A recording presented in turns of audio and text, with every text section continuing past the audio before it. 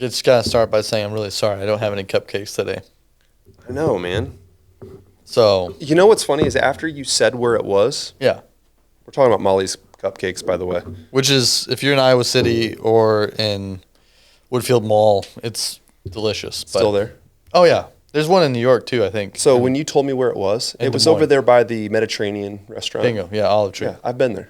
Yeah, I went there one time while my daughter and I were waiting on our food at the Mediterranean place, Yeah. Olive Tree.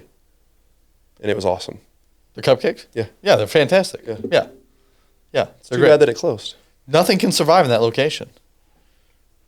Like, The Quad City food scene, we could do a whole podcast episode on this because I'm kind of a foodie, right? You know this. I'm a foodie as well. We're yeah. both foodies. Yeah. Podcast point two. Have you been to Dizzy Horse? Disney Horse? Dizzy Horse. Is that a new restaurant? Bro, you haven't been to Dizzy Horse? No. You haven't been anywhere yet then. Really? Bro. It's in town? It's in Milan. This place is wild. What is It's it? wild. It's like, I don't even know how to describe it. It's very small. Yep. The chef there had no desire to blow up.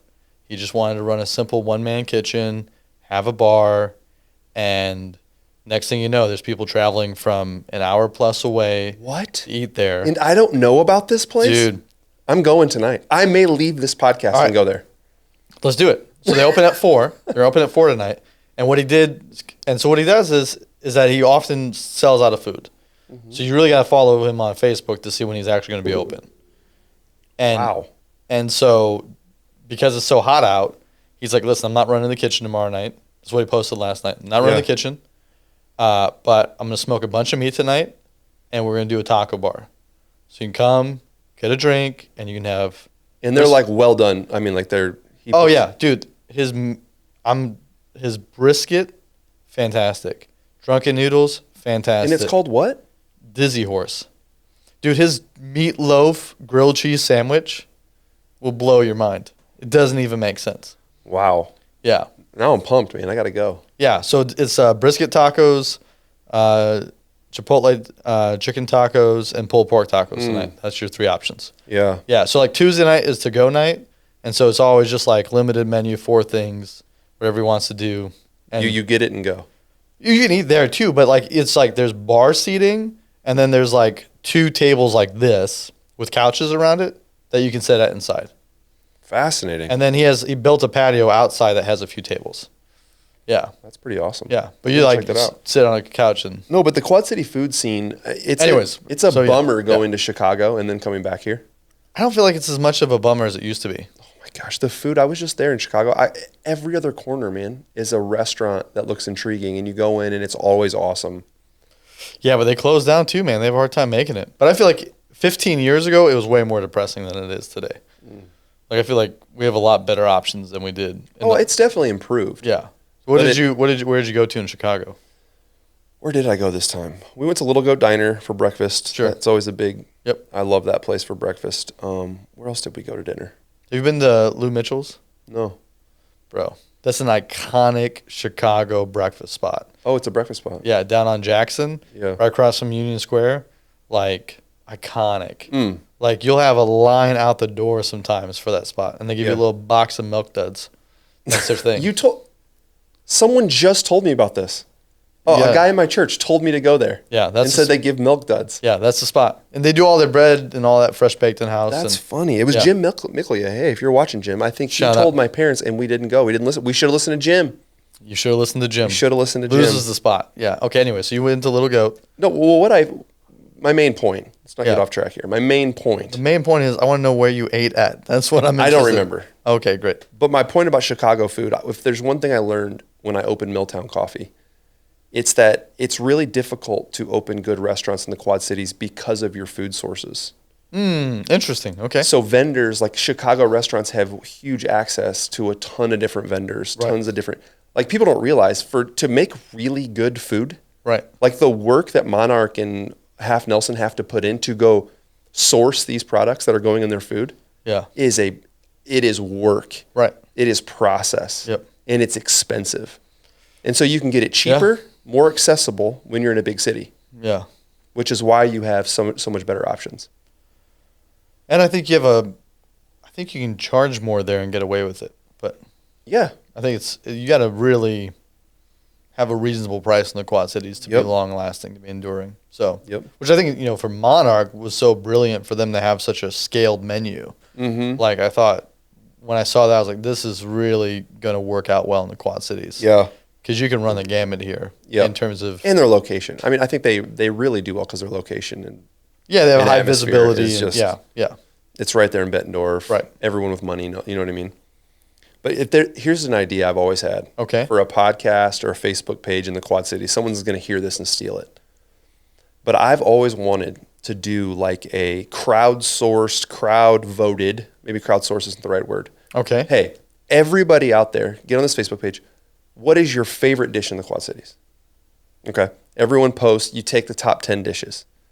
You go with a panel of foodies. Yeah. Right? And you guys all sample them live on video. You talk about them, whatever, and you narrow it down and be like, hey, this year, the number one dish in the Quad Cities is this. Isn't that kind of what some of the like QC food lovers and stuff like that already do? I've never seen what I'm talking about. I have looked at those pages and they'll post about good meals. But then also, hey, what's the best taco in the Quad Cities? Everyone vote. Oh. Then you blind taste it with a panel. Yes. You do reviews and you narrow it down and say, hey, this year, 2024, this is the best taco in the Quad Cities. Let's do it. Right? Wouldn't that be fun? Yeah. Let's finish the Biblical Family series, and then we'll do a food series. We're going to do a spin-off? We're going to do a food series? Yeah, we'll do a food series. Why not?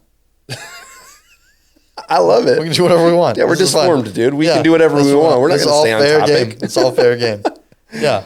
Well, in your opinion, what's the best taco? I think quality, best taco is the Al Pastor taco from La Rancherita. Okay. And specifically because it's simple, but the way they marinate the pork, they really take the time and do the pork right. And I have a hard time beating it. Okay. Does it matter which location? I always go to the one in Moline. There's the one in Rock Island, or didn't it close? No, it's still there. Yeah. Is it still there? Yeah, the original, yeah. Okay. Yeah, that's the only one I go to. There's there's a whole group of people that will not eat at the second one. They'll only eat the original. It was the OG. I mean, in high school and stuff, that was the spot. But yeah, there's a lot of good tacos in our town. A lot of good tacos, but that one still has my heart. So my boss, he lives in California, or my old boss lives in California, and he'd be like, if you want to have good Mexican food, you've got to come to California. California is the only place with good Mexican food. And I was like, why? Yeah. Like, yeah. What? Why? Yeah. Try the Mexican food here. Nearly every city has good Mexican food at this point. I mean, I travel around a lot in the Midwest, and it's like, if you know what to look for, like you can find it. Yeah, finding those authentic spots is where it's at. And although I enjoy Tex-Mex too. Oh yeah, it's great. Yeah. But man, those authentic spots hit. Right. That's how I am. I prefer the authentic. Los Charros is my go-to. And is that here? It's in East Moline, yeah, across from UT. It's in the old Whitey's on Archer Drive. Bro, you're giving me some new spots. I'm going to have to check some of these out. Let's go. Hey, you gave me Monarch, so. Yeah. Did I tell you my story about cheesecake there? No. So the very first time I go there, because we just had cheesecake in Chicago. Yep. And you're like, you got to have this cheesecake. It's great. So I'm like, Missy, we're going for date night. So I'd worked out that day, hadn't changed, went in, sweats, sit down. And I don't know why. I think it was pretty early. So Missy and I split a burger, split fries, split cheesecake, split an appetizer. Yep. And I told him, I said, hey, my friend Josiah told me about this place, says the best cheesecake in the Quad Cities. So we came here, we had to try it. So instead of bringing out one cheesecake, they brought out 2 cheesecakes. And they're like, it's on the house, right? That's awesome. And so they leave. And Missy's like, wow, that was really nice of them. I'm like, it's because they think we're homeless. Or at least I'm homeless. And so the following week, I had done a funeral on Tuesday, which is date night. And so I had a suit on. And I was like, we're going back to Monarch tonight. And she's like, you only want to do that because you're wearing a suit. And I was like, yes, that is it. We got to reclaim our name. That's right. And I'm going to go back and I'm going to tell them, I said, listen, your cheesecake changed my life. I went from the streets and I got a job this week. Look what your cheesecake did. Was the cheesecake good though? Yeah, it was great. Yeah. I'm taking lots of people there. Yeah. It's the caramel sauce that really makes it. So good. So good. Well, should we get into our topic? Let's go. So this is episode 2. Part 2. Yep. Part 2. Part Better 2. not say episode 2. It's like episode 7 or something. Right. Part 2 of biblical family. Last time we talked about singleness. Yeah, dating, courting, finding a mate, being available. Yeah. So the next obvious step Right. is marriage. Right. All right. So premarital counseling. What do you tell people? Geez. Premarital counseling is interesting because you're kind of doing like I said, if you have 2 members of your church, Sure. right? That's different than what I often run into is I have one member, one non-member. This is becoming, because people often meet their spouse outside of the church. Right. And a lot of times on an app, dating, that kind of stuff, yeah. And a lot of times they'll start coming to church, but I end up doing a lot of digging with one party more than I am the other because I know one of them well. That's They're right, in my church, right? Right. But and you're comfortable with them and you know where they're coming from. And Yep. The other one, you're like, and you're trying to guard that person, right? So you're not like. Yeah. And so I end up doing a lot of digging. And this is honestly, I don't even know if I call it counseling. We very rarely get to that meeting. Usually it's one-on-one with that person. Okay. When you dig, what are you digging for? Skeletons? No, not their deepest, darkest sins. Okay. I know everyone sins. I know everyone's a sinner. Yeah. It's more, is their faith authentic? Okay. Which is weird to judge, right? Because obviously. Well, sincerity of the faith, right? Yeah. Are they Yeah. Are they genuinely pursuing Jesus Right. as the chief end of life? Right. Yeah. And just a brief pause here. The reason that's so important is, man, the amount of pain and the amount of struggle I've seen with people that have gotten married that were the Bible would call unequally yoked Yeah. is significant. Yeah, and that usually ends in divorce. I hate to say that, but so often it Yeah. does. Or I still know people that have just held on because they're doing the right thing. They don't get divorced, but they are in a miserable situation. Right. Yeah. So, I mean, the one statistic I had seen was 5 out of 10 divorces ended, or 5 out of 10 marriages end in divorce. The remaining 5, 3 of those 5 will stay married, but will be unhappy in it. Wow. So. And that just reminds me, I don't think people understand how important and how foundational your faith or Christianity or religion is in all things. Yep. Especially in marriage. I mean, it's the lens or the filter that you look through on the whole world. It's your worldview. Yeah. And so getting with someone that doesn't share the same worldview. Right. Yeah, and that's the conversations I try to take the premarital counseling to is, okay, how does Jesus impact something as trivial as household responsibilities? Because you'll be shocked at how much you fight over that. How does Jesus influence the way that you handle and relate to money? What you do in terms of your free time? And then to these bigger questions of where you're going to worship and how you're going to steward your money and where you're going to give to and these types of things. Yeah. So how do you, what does someone need to say to satisfy you that they're genuinely pursuing Jesus? I mean, I think their rhythms say a lot, right? Okay. And I think the obvious ones that all of us think about is, are they going to church? Right. And not just going to church. You can tell, hey, this person's going to church with their significant other because they're trying to get the girl or the guy. Yeah. Right? But are they actually going, and are they, are they present? Are they engaged? Are they actually, worshiping Christ? Right. And you can tell pretty easily from even the outside when that's the case. I can think of couples in my head right now in our own church where that was the case. Now they're married. And I hate to say it, but you can foresee the issues. Oh, yeah. Because when they're newly married, right, it's like honeymoon phase for 2 years. You're establishing rhythms, you're establishing life. Yeah. But I'm like, oh, man, issues are coming because kids, things get messy. Oh, bro. Yeah. So usually year 7 is typically like the first rough year for a marriage, or can be like a dividing point, like a line in the sand usually. Yeah. And if you think about it, for when couples have kids and then the kids get to like toddler phase, it's usually around year 7. And so it just starts to force some things to the surface that they were able to stuff. Right. And then they can't avoid it anymore. Yeah. So here's a good question on this topic. Yeah. I'd love to hear your answer too. So let's say you have a couple, because I know right now I'm thinking of people. I know you're married. You probably got married unequally yoked, although the person may be a believer. Sure. Yeah. Right? They may say, yeah. I believe in God, I believe in Jesus. Right. But But just you not may really not into it. mature in their faith. Yeah, I'm not a Bible thumper like you are, right? Right. What would you say, or actually, let me phrase it this way. How would the spouse that is a mature believer encourage growth in their spouse? What are some things they can do? Yeah.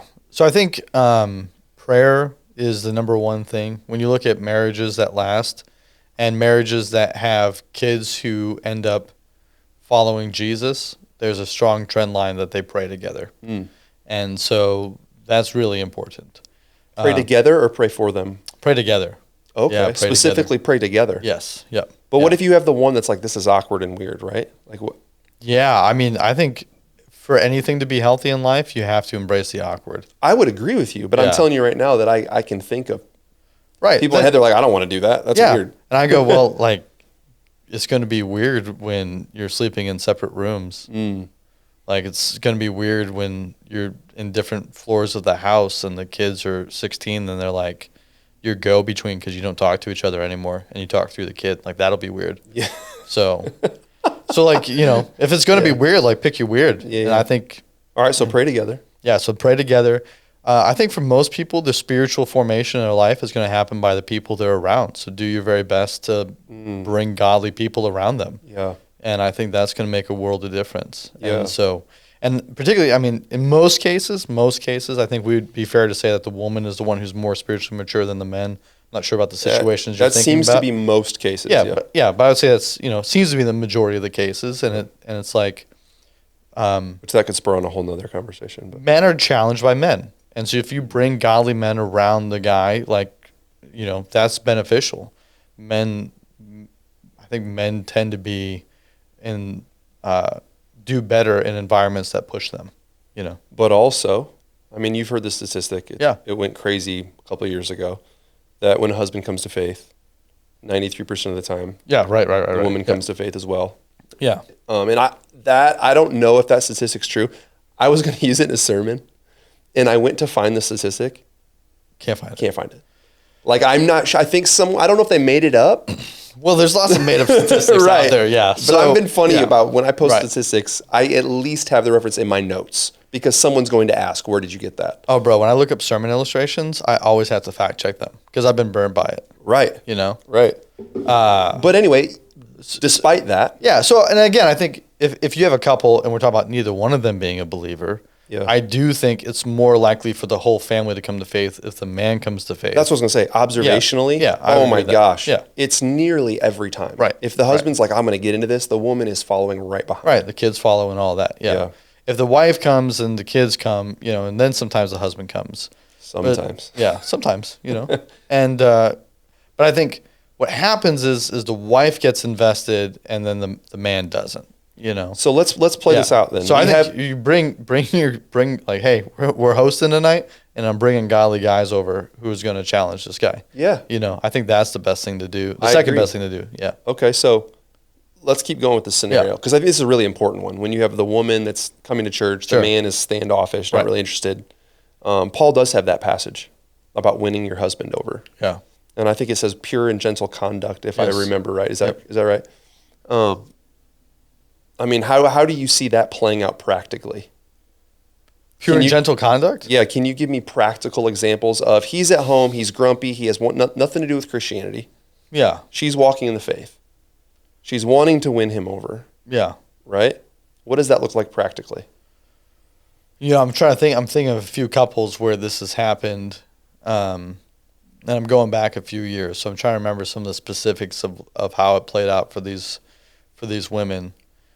I think I would say the number one thing they said is that they just didn't complain about things as much.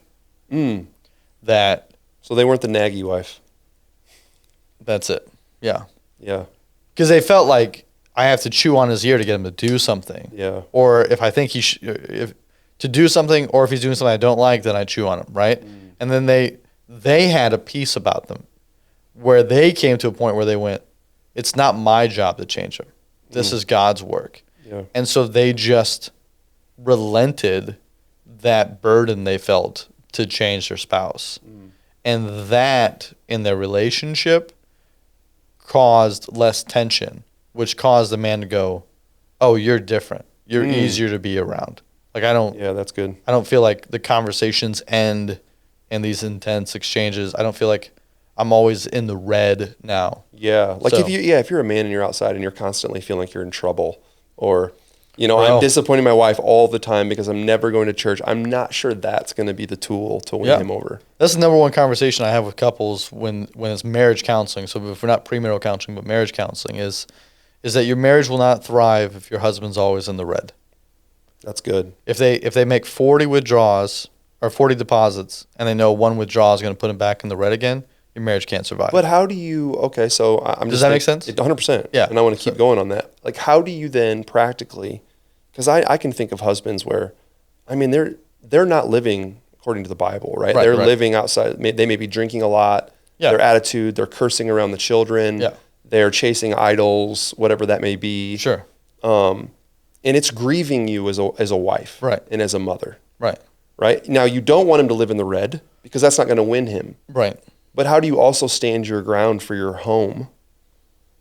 Right? Yeah. I understand. Yeah. Well, and we're on the cusp here, right? Mm-hmm. So are we talking about a guy who's not living for the Lord, or is there a guy who's neglecting his responsibilities as a husband? I'm not sure. I think they both go hand in hand. Yeah, I mean, I think in terms of where your marriage vows are at, right? So neglecting in terms of, when I say neglect, what I mean is abuse. If it's emotional abuse or physical abuse or, abuse via, Well, let's just say you have, yeah. here's a real practical example. Let's Yeah. just say you have a husband and he doesn't live according to the word of God. Sure. And he's around the kids and he's got foul language and he doesn't think it's a big deal. Sure. But it's grieving the wife, Yeah. right? But she's wanting to respect him at the same time. Right.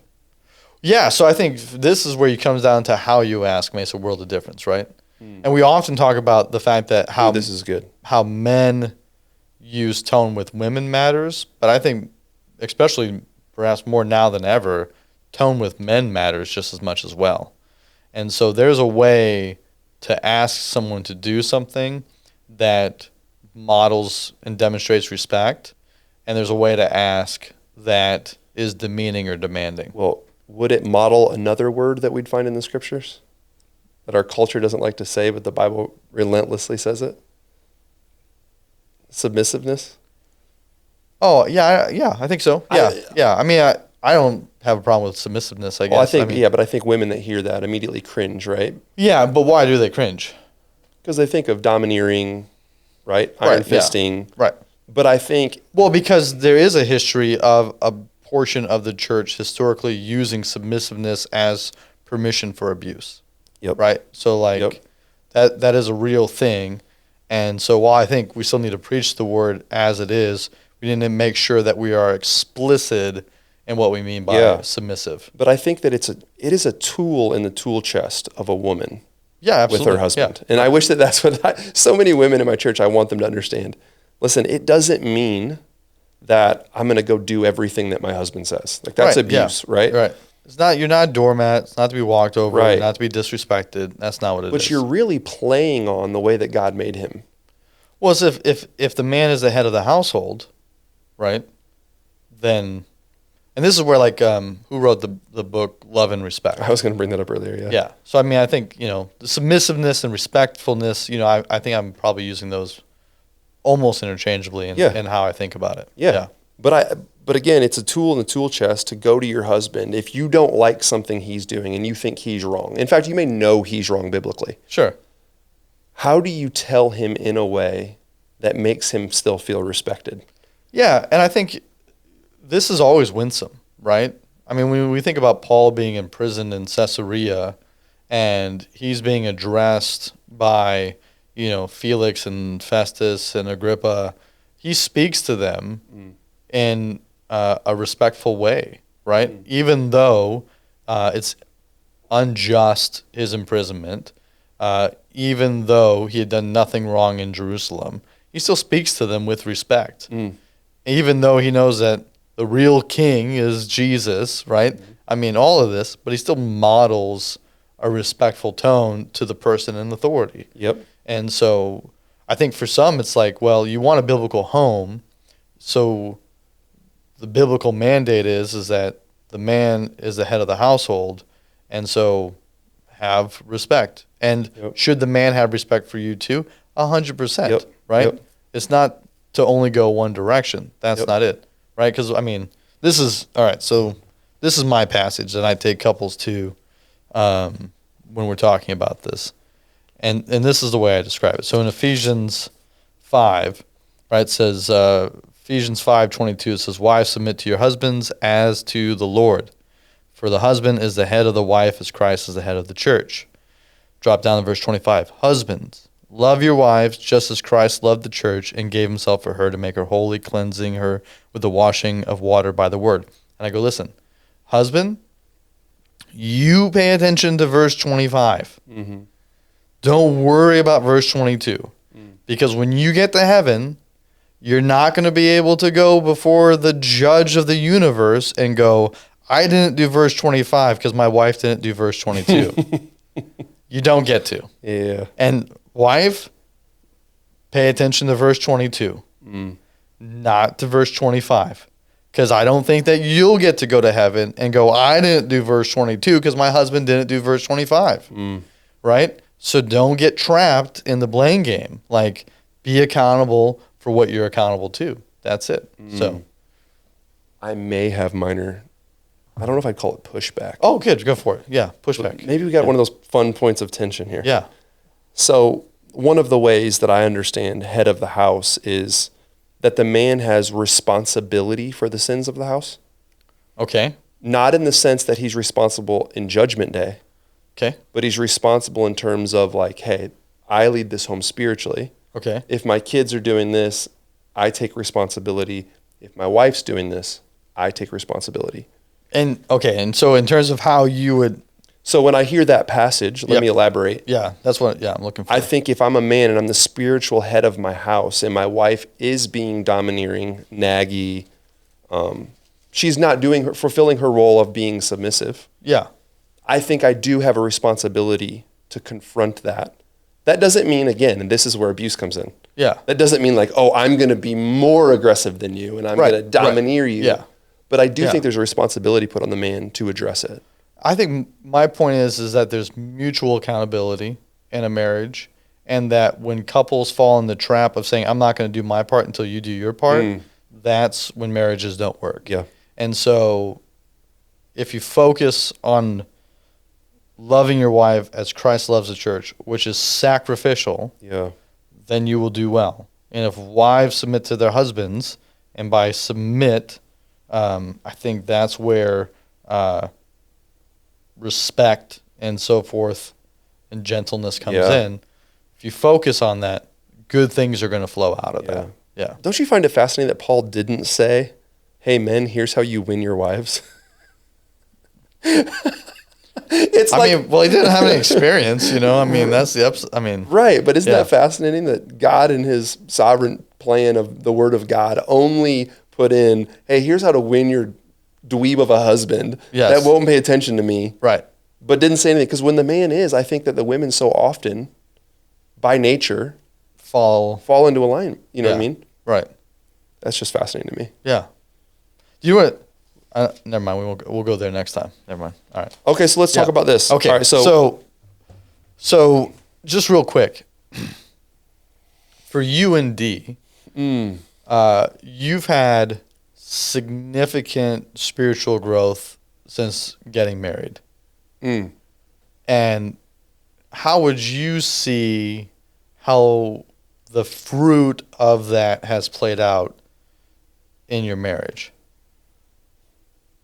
My wife, it's weird because although I'm the head of my house spiritually, my wife has been the spiritual rock of my house in the sense that if anyone modeled what Paul's talking about, just patience and gentleness and making me feel respected and loved despite me being an absolute moron, it's been my wife. Which I think is a phenomenal testimony. It is. It is. And I just love that woman to death. But yeah, I wish other women could see that, man, when you receive respect that you don't deserve, it's like receiving a cross that you didn't deserve, right? It's like a gospel. No, it's a gift, and right? And what it does is it inspires you to like, oh my gosh, how could I possibly do this to this person Right. that loves me so well despite my short? I mean, it's a beautiful picture of the gospel, which we know is what marriage is. Well, it's very humbling, right? Very humbling. Her nagging me and my personality and my stubborn, domineering nature Right. would have done nothing but probably drove me away. Yeah. But instead, I was able to come home after being an idiot all day and walk into a home in an atmosphere of kindness and gentleness and love and and it's a large 80% of the reason I am where I am today. I was gonna say, arguably, probably wouldn't be sitting here having this conversation if it wasn't for the way that Dee modeled what we've been talking about. Yeah, man, and I wish people could up. see that. A lead pastor gets a lot of the accolades and a lot of the blame, right? But I'll just talk about the accolades. They get a lot of the praise. Yeah. But there's no possible way I do what I do without the person that never gets any recognition. Right. You know what I mean? Yep. So yeah, I think there's been tremendous fruit from my wife. And so, in terms of the marriage, like the fruit of now being more mature in your faith, like how is your marriage more enjoyable than it was? If that's a fair question. Yeah, I think that our church has spent a lot of time on teaching, and also when I teach, I'm learning on biblical roles of a husband and a wife. Yeah. And so I'm constantly trying to be a better leader. Yeah. And by leading, I mean laying my life down. Right. Right. In the ways that I think God's calling me to lay my life down. Making sure my kids are spiritual, having spiritual conversations, reading the word over them, praying with my family, being gentle with my wife. Yeah. And she also. Yeah. And so the dynamic that we've created, I mean, we're dealing with stuff still monthly, right? We're walking through some stuff right now with her being so busy with the daycare. And is that getting in the way of her being oriented towards our home and children? Sure. And towards me. And so how to wrestle through that. And so, yeah, just the way that we deal with conflict, the way we deal with issues is so much different now. There's a lot more peace. There's a lot more clarity. Yeah. Yeah. A lot less screaming. Do you fight hot? Like, is that your personality? Oh yeah. Yeah. I fight hot. She fights super cold. Yeah. Just shuts off. Yeah. If there's any kind of tension, she's gone. Yeah. Which creates a bigger problem for my personality, right? Right. Yeah. I have some friends and they both fight hot, right? And they're so okay with it. Like they have no problem lighting each other up. Yeah. And not in like I don't think they demean each other because they're happily married and they enjoy their marriage, but they just fight hot, like, So for them to like raise their voice, or to say something in a sarcastic tone, they're both okay. They're just like, yeah, that's how we fight. Yeah. So, and for my wife and I, we're like, that's whoa, intense. yeah, like, yeah. Ugh. Yep. But I think we both grew up in homes where we had parents who fought. We had divorced parents, and so I think when you're a kid who grows up in environments where you see abuse, it can make you go, I didn't like it then. I don't think I like it now. Yeah. It's funny because, I mean, my mom's side are the hot fighters. I could see that. Right? Yeah. You've got my mom, my aunts, my grandmother, my cousin. Like, that side of the family was just tongues that were like quick-witted, to the point, cut. Yes. Yeah. So that's the context that I grew up in. And my dad was on the opposite side. Although he had a hot temper, it took him a lot more to get there. Yes. Yeah. And mom can have a temper all she wants. She's 4'11". Like, it's never... Right. She's a spark. She's a spark. Yeah. It's just not the same. When Dad got mad, it was scary. When my dad, he had a long fuse, but once it blew, it was man. Big bomb. Man, I remember I had a friend, Jake, and I had him in a wrestling hold, and he's like, let me go. And my dad's so we're in the living room, my dad's in the kitchen, and it's just the three of us at the house. And my dad's like, Jared, let him go. I didn't let him go. And he's, let me go, Jared, please let me go. Jared, I said, let him go. And he's like, and I just hear this like sound, right? And I just like, and I let him go. And we both like scurried out of the room. 10 minutes later, we come like creeping back around the corner.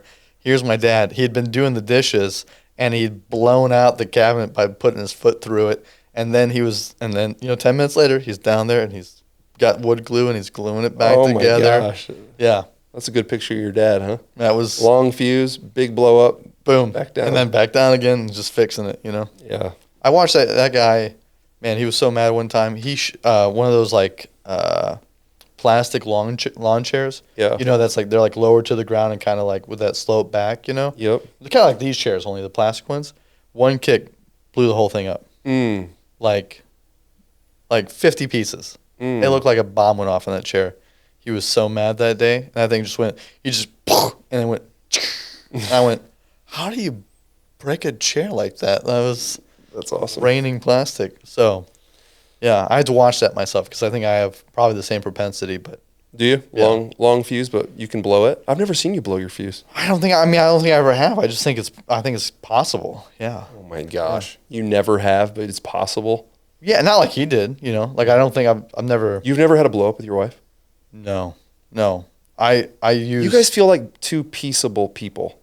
We're pretty reasonable. Yeah. Yeah. Like I feel like you'd blow up at me way before you'd blow up at her. Maybe. Yeah. But I also think I probably rely on like my sarcasm and so forth to kind of.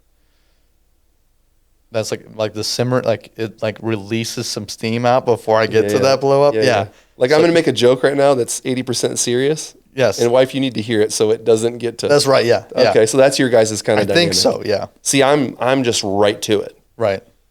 I'm bothered. Here's what it is. Let's fix it. And if I do it too many times, like if I'm like sarcastic, she'll just like stop and she'll go, "Hey, it's okay." And I'm like, okay.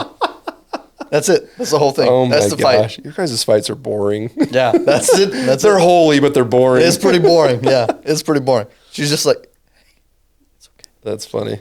Yeah. All right, so we talked. But we laugh together a lot. Like that's, good. I can good. see you guys would be a joking couple. Yeah. Lots of jokes. That's it. Yeah. There's a lot of humor. I want to talk about, so we've talked about the woman's side here. Yeah. Quite a bit, right? Yeah. We talked about, the role of gentleness and respect for the husband and how much that can, help spur him onto faith or win him over, as the word says. But there's a role that the man has as well. And I see some significant issues. I would say it's a bigger issue. Okay. In our church. And I would say the church at large. I was going to say, I feel like most issues that I know about that happen at the Rock are pretty common issues in the American church. Yep, yeah. I would agree. Yeah. Sometimes I walk in church and I'm like, this is kind of unique. And then here I'm like, no, this is pretty mainstream. No, but I want to talk about the biblical role that a man has in his family. Yeah. Well, I guess it's not even get to family. Let's just get to wife. Yeah, marriage. Just marriage. Right. Yeah. So how do you like lead your wife well, love your wife well, those type of things? Yeah. Yeah. So for me, I think, praying together is key. For my wife and I, date nights on like a predictable basis has been key. We do anniversary trips every year, and we do like a family dreaming session where we kind of do some alignment of our life and some, it'd be the same process that you do like a strategic planning through, only we're doing it for our marriage and how we spend our time and where we're investing and so forth. And so it's kind of like having those different rhythms that I think have been key in leading my wife well. And then, I think for Missy, she feels like she lives with like the Bible answer guy. And so she can be like, hey, I heard this thing, or I read this thing, or I had this conversation, help me process that through. And I think that's where, for men to be well studied in the Word can serve their wife very well. Yeah. I mean, I think, gosh, I have so many thoughts on this topic. It's tough because there's a lot of nuance. Yeah. Because you have a lot of different personalities. Well, and you look at, you're probably thinking about like 20 different situations too. Yeah. So yeah. Maybe this will kind of roll into what I was getting to as well as what you're saying. But one of the big issues that I see in our church is, to say it very broadly from 30,000 feet, is that you have men that aren't leading their home. Sure. But to say it more specifically, you have a lot of passive men. Yeah. And we've talked a little bit about this on previous podcasts. And when I say passive, I don't mean like, hey, you need to be super loud. Sure. You need to But what I mean is we need men that are studied in the word, Right. that are worthy of respect from their Right. wives. Because this is part of the problem. I have wives that are like, I know I'm called to respect him, but what the heck is there to respect? Yeah. And I probably Yeah. got that exact quote Yeah, right. 100 times since I've been a pastor for 7 years, Yeah. right? And that begs the question, like, what's a respectable man? Yeah. Well, how would you define it? You know, for me, that was a question I wrestled through as a young man. You know, is, okay, who do I respect? Yeah. You know, who am I willing to listen to? What do I look to? And I think listening is key. I think asking good questions is key. I think being disciplined is important. I think being generous, being gratitude, a person who's a grateful person. You know, these are all respectable character qualities. And for me, those are all things that they don't happen, you know? It's not like they just naturally happen. Like, it's something that it takes active work at and something that needs to be constantly assessed. And so for me, I feel like to be a respectable man, you gotta be like, what does James say? Like, don't be the person who looks in the mirror and forgets what you look like when you walk away, right? Like, so you look at the scriptures and then you do what the scriptures say. Yeah. And so if you're not seeking to be obedient to the scriptures, you're not going to be a man of character, and then you're not going to be a person who's respectable. Yeah. So is it hard? Yeah, I think it's hard, but I also don't think there's many things in life that are easy that are of high value. Yeah. So. Yeah, what makes a respectable man? I was just thinking while you're talking as well, kind of adding to that list in my head. I think the Bible does a really good job at anthropology. Sure. At what a man should be. Right. I mean, you start in the garden and you see Adam, right? He's made first. From Adam is made Eve's made. But you see him with the ability to provide, to protect, to lead. I think those basic qualities in a man, if you just take those, like, number one, do you provide for your wife? Right. Do you provide for your family? And I think this has even gotten really muddied in our culture, right? Because you have flip-flopped. Oh, this is good. Okay, this is good. Yeah, this is really good. Because I have friends where the wife makes significantly more As do I. than the man. And I think their marriage works still because the man is respectable and the man works hard and the man and they've lived through situations where the man was the provider. I think it's exponentially harder, and I've seen some of these where the man has not been able to provide, and the woman has made more, right? But situations where the man, it's just, hey, we're just in two different fields, and this field Makes more money. just naturally makes more money. That would make me ask some questions. Tell me why. If they were in my church, it would make me ask some questions. Like what question? Like, where are their kids? Where are their kids? Who's taking care of their kids? Yeah, I think grandparents are great. Yeah. Do you see what I'm saying? I think. No, yeah, I understand what you're saying. Yeah, And but I think- so that begs the question: how do you feel about women? Because what's implied, what I heard you say was, is women shouldn't work outside the house, which I don't think you believe. Because your wife works outside the house, so I don't think you believe that. Okay. I have some thoughts on this. Yeah, okay. This is something that comes up frequently at marriage course. retreats and whatnot Yeah, in our church, and we teach pretty clearly on this. If at all possible, women need to raise their own children. I believe that with everything in me. I think that in American culture, we've idolized comfort in bigger houses and nicer cars over taking care and raising our own children. Yeah. I mean, if you look at the data on a child from 0 to 3 years old psychologically, the nurturing difference between their own mother and a daycare. Oh, worlds apart. It's huge. Yeah. And that's not worth a $500,000 house. Yeah. So, but I understand. Here's where nuance comes in. You have situations of single mothers. You have situations where maybe the man isn't able to, for education purposes. It could be low IQ. It could be many different reasons, provide a satisfactory income. I knew one pastor. He was a quadriplegic after getting hit on his moped. Amen. So you couldn't. Obviously, you're going to have those Yeah. situations. So what I say is, if at all possible, Right. because I do think that one thing that would really help American church at large Yeah. is us discipling our own children Right. again. So you would give the caveat that this would depend on the age of the child. Yes. Yeah. Like, Okay, so yeah. my wife, for instance, she does work at the daycare, Yep. but she is the director of the daycare. She has flexible hours, always takes kids to school. Right. At home she works 3 or 4 hours a day. Yes. She's back and forth. Always, you see what I'm saying? Yep. She's oriented primarily towards husband and home. Yeah. And children. Right. And that's been something we've guarded in our marriage. And I think that, man, our culture has gone down the opposite path. It's I would. I think I would largely agree with that. The couple I'm thinking of, they're empty nesters, right? So for the wife to be making more now is just, if you don't have kids. yeah, it's she's in kinda a like, for-profit world. He's a non-profit world. Like, yeah, I also have the couples where like they don't have any kids, but the wife's like, oh, I'm all about this stay-at-home life. And I'm like, for what? Like, I understand, like, if your husband makes $300,000 a year or something, I get it. Stay Well, at home. yeah, But yeah. like, you need to be doing something. well, and that's an excellent point. And Proverbs 31. yes, Yeah. Proverbs 31. She's entrepreneurial. Yeah. Right. Who can find a capable wife? She's more precious than jewels. The heart of her husband trusts in her, and he will not lack anything good. Right? She selects wools and flax and works with willing hands. She is like the merchant ships bringing her food from far away.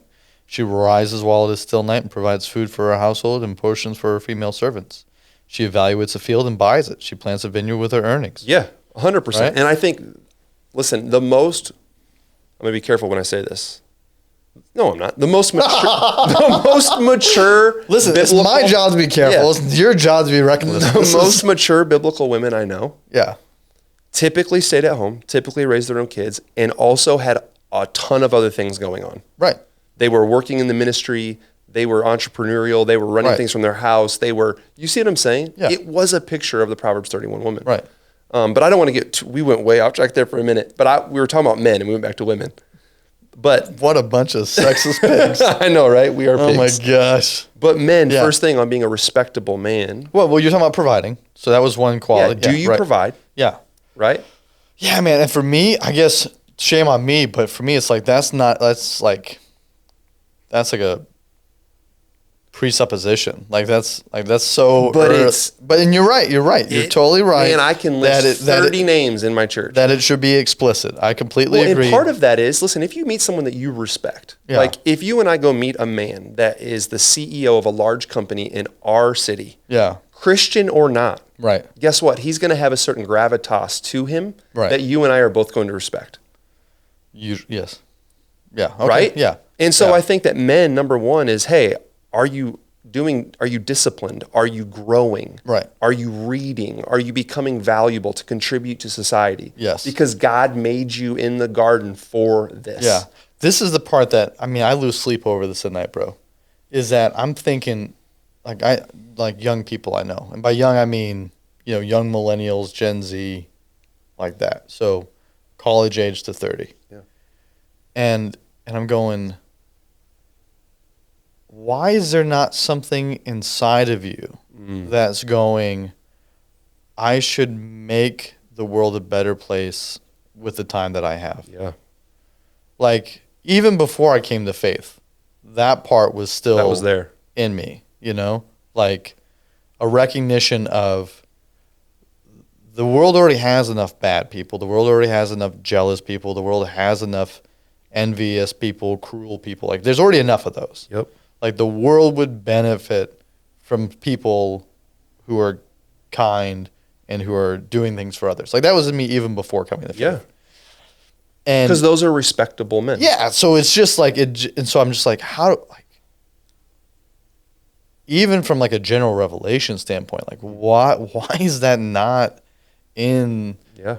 this age group? It doesn't seem to be there. Yep. I would say environmentally, I think that came from my father. And Okay. maybe you could say the same. I don't know your dad or your family. But he worked hard and he had a dream for our family. Yeah, and my dad worked hard, and I think I started to see that as a teenager. Yeah. But even with that comes a respect. Your dad working hard for your family is a gravity that is respectable. Yeah, I mean, my dad left my mom, or they divorced when I was 10, right? And he had an affair. And so. That part's not. That part. Thanks for throwing me that curveball. Yeah. Sorry, I thought you knew that part about the story. Sorry. But, so there was like a 7-year gap before my perspective of him saw him as a provider. And it was as we were fixing up my sister's place because it had been damaged. And so I started off that summer working with him to put in new flooring, subflooring, joists, all that. And it just occurred to me, like, man, he's the one who is doing this work.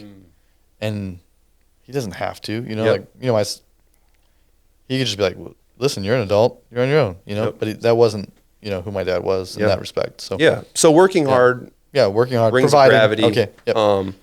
But also just the leadership. All right, I want to talk about this, spiritual leadership. Yeah, okay. I think a lot of men would get a lot of mileage out of reading the Bible, like you said. Yeah. Because they do have a requirement by God. Right. Hey, like you are responsible for your home and their spiritual growth. Yeah. And if you don't know the word, number one, you're not going to have a gravity to you for your wife to respect. Right. Right. And so for you, you're going through seminary. I've been through Bible college and seminary. So I feel like we're kind of outliers because compared to most lay people, we spent significant time studying.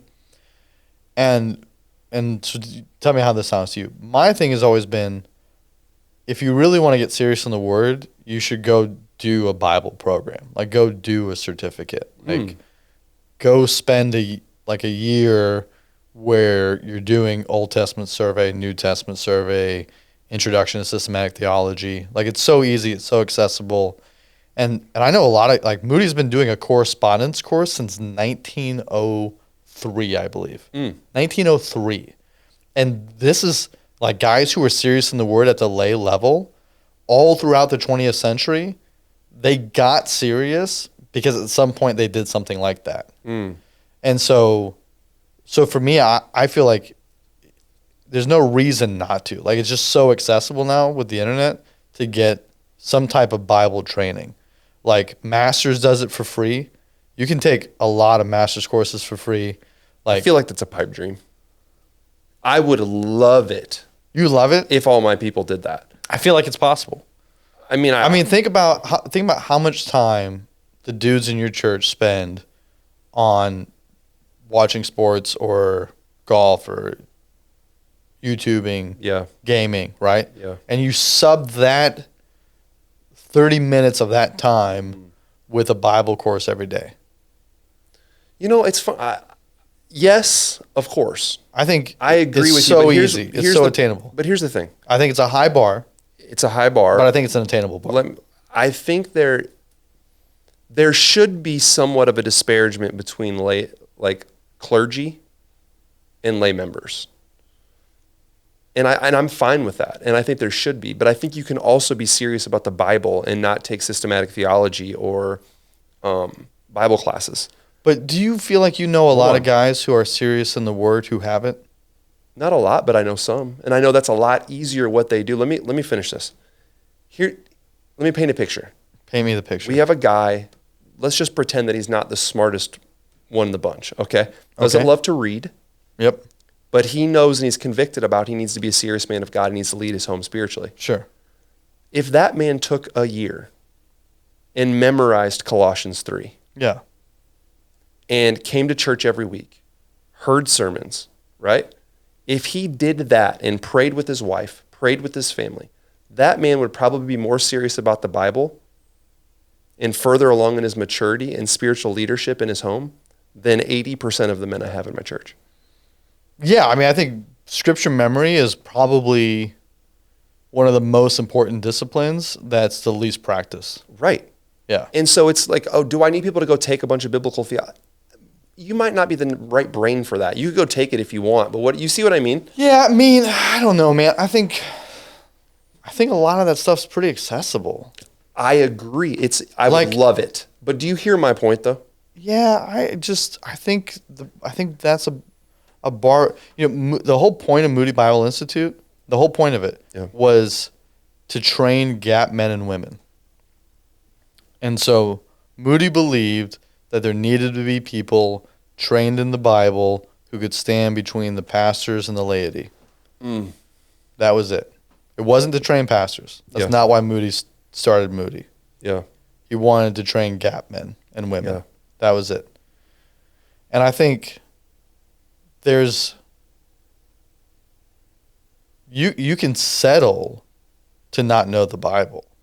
But I just think if you're really going to know the Bible, then you're going to go further faster if you just set aside the time to do a 1-year certificate wherever. I don't care. I'm telling you right now, I love this. It's a pipe dream. So what we did at Wildwood is we started Wildwood School of the Bible. Yeah. See, I've heard of churches doing this. They do programs, and we do some similar stuff. And so we use Logos as material, and we created a certificate program, and there was a trajectory through it. And so we taught, Old Testament. How many people did you have go through it? Probably 30 to 40. Yeah. But it was baked into our Sunday school. See, if you could bake it into community like that, I think you'd get more people to participate. Yeah. But getting people, I'm just thinking through paying for going to an online seminar. It's just, but even a lot of stuff's free now, man. Like there's a crazy amount of stuff that's free. So anyway, what I was going to share was from, Paul says to Timothy in 2 Timothy 2:15, be diligent to present yourself approved to God, a worker who doesn't need to be ashamed, correctly teaching the word of truth. Be diligent, which is that word discipline, I think that we've been talking about.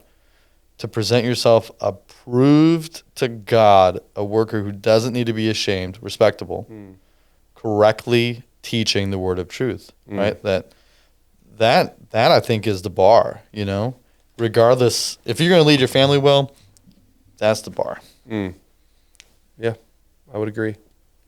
And I mean, I watch some guys and they take 30 years and they get there and it's great, but I think you can get there faster if you are disciplined about it. Yeah. I mean, you were already leading the church and you still made the decision to jump to seminary. Yeah. Like, what pushed you there? I wanted to create something that lasted longer than me. And so the reason that I felt like I needed to go to seminary is I needed to set a standard that whoever was going to lead this church needed to be educated.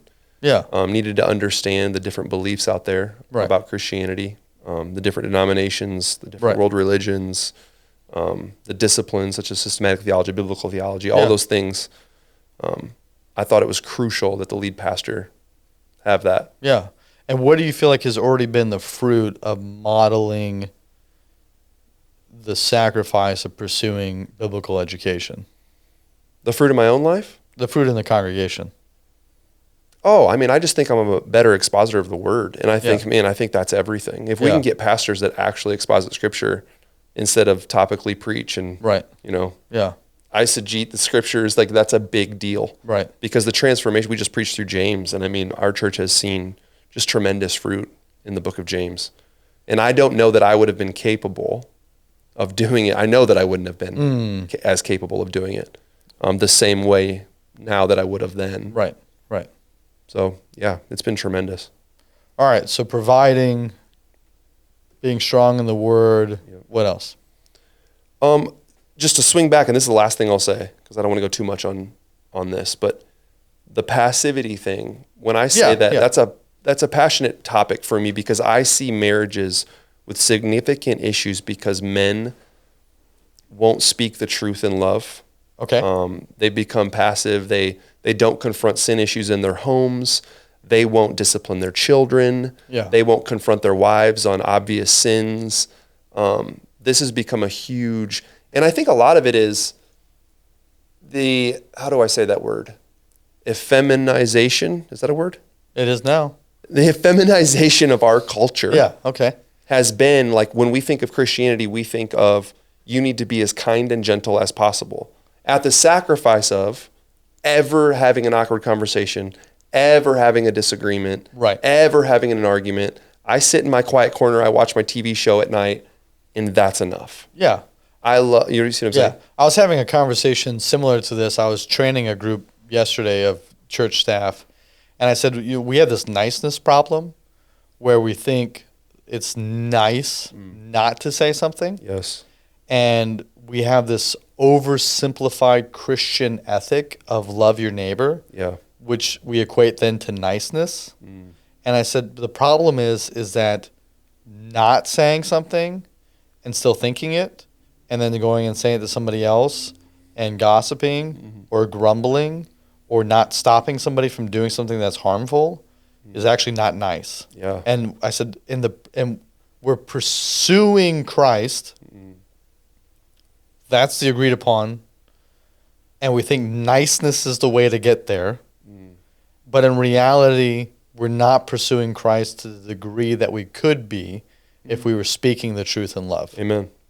And so I said, but the trick is that we have to see somebody as a person who's made in the image of God that has value and not as an object, not as an obstacle, not as a vehicle, not as an irrelevancy, but as a person. And I think that's the battle. Yeah. Yeah, is how when we look at somebody and if it's a kid, it's like, well, they're just gonna say blah blah blah or get mad or shut then it's like what you've done is that you've betrayed yourself, right? Because you know the right thing to do is confront it. Yep. You've betrayed yourself, and what you've done now is you've created a little story in your head to justify your action, right? And what we've chosen to do is to believe the little lies that we tell ourselves when we've betrayed not doing the right thing. Yeah. Right? And so if you continue to live in your self-justifying narratives, we're ultimately not going to live lives that are as pleasing to God as could be. Yep. And 100%. Agree with you 100%. And one of the very practical things that I see when it comes to, oh gosh, this is on children. I'm going to dabble on children even before next week, just for a second. Oh, okay. Yeah. Is, hey, my teenager's doing this. Yeah. There's nothing I can do about it. They're not going to listen to me no matter what. Yeah. And I'm thinking to myself, that's not spiritual leadership. Yeah. That's not leadership at all. Right. I don't care. Like, take the phone away, do the hard thing, let them throw their raging fit. Right. You have to lead. And sometimes you being passive is detrimental to the spiritual life of your home. Yes, right. And sorry, was there more you wanted to say? No. Because I was going to say, this is why disciplining your kids early really helps. Really helps. Yes. But again, passivity. Yeah. I mean, it's easier not to discipline. Right. It's easier to go in my room and let my kids go run and do whatever they want. Yeah. So that's what I mean when I say passivity. Completely agree. The man, with the kids running wild and they won't listen to me anyways. The other thing I'll say about that, because I spent a lot of time trying to understand what makes the difference between kids who stay we're going down kids, bro, in the church and who doesn't. Having other adults in their life. Yes. We talk about this all the time in our youth ministry. It's like, okay, maybe your child won't listen to you. Well, now it's time to tag in the person who will. Yeah. This is important. Yep. So swing it right back to the men being passive in the church. I saw someone posted, a pastor the other day that said, hey, tell me if I'm wrong. The majority of the significant problem members in your church are wives of passive men. And then he went on to explain. He goes, they don't ever get leadership at home, so leadership in the church makes them anxious.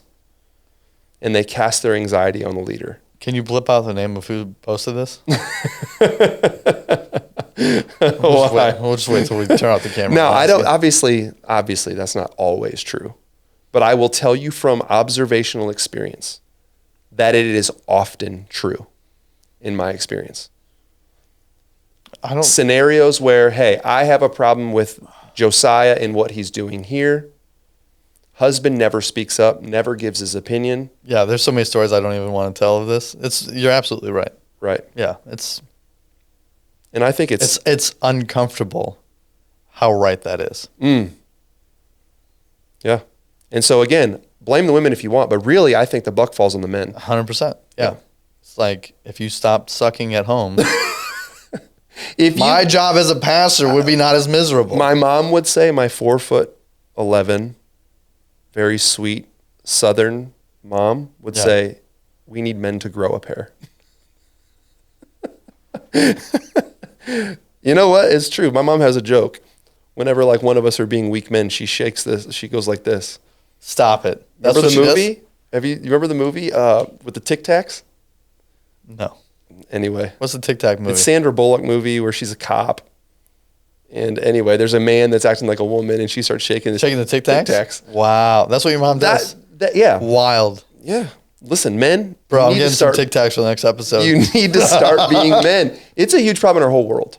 Yeah, for in sure. American culture. Oh, bro. I mean, did you ever watch the documentary, What is a Woman by Matt Walsh? Yes.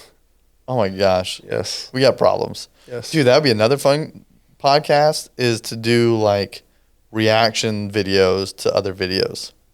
I know. We need to start doing that. That'd be good. The video editing. Can you video edit? No, absolutely not. We gotta outsource that. We should outsource that. We could be able to do a lot more. I'd still be doing my other podcasts if I could do editing. I mean, I can do it. I just hate doing it. I'm not quick at doing it. It takes a long time. It does, yeah. That's why we need hey, if you have the ability and the gifting of editing, we would love to enlist your services so this podcast goes longer than 7 episodes. Amen. Yeah. Well, I think we should wrap it up for this week. Okay. Yeah. Next week we'll hit kids. Let's do it. Parenting. Yeah. Yeah, that'll be Are we good. going to hit all of it or are we going to try to hit phases? I don't know. Let's see where it goes. Okay. Cool. Well, thanks for joining us this week on Disformed. Please, we don't want to do this for nobody. So if you guys could like, subscribe, share. I don't see enough people sharing our videos. Yeah, part of that could just be the Visibility. the algorithm. Yeah. We're going to blame the algorithm, but if you're listening to this and not sharing it, because I tried with my coming after you. podcast where I asked like 80 people to share it, and they all shared it and never populated on anybody's feed. Oh, Yeah. interesting. Like the thing had 80 shares, and it was like no likes. Like it just didn't go anywhere. They just bury it. All right. Well, maybe you did share it, guys. Appreciate you. Or, buy a T-shirt once we make them. Yeah, we can do that too. We'll use that to buy promotion ads. So. Amen. All right, guys. We'll see you next time. We need to sign off.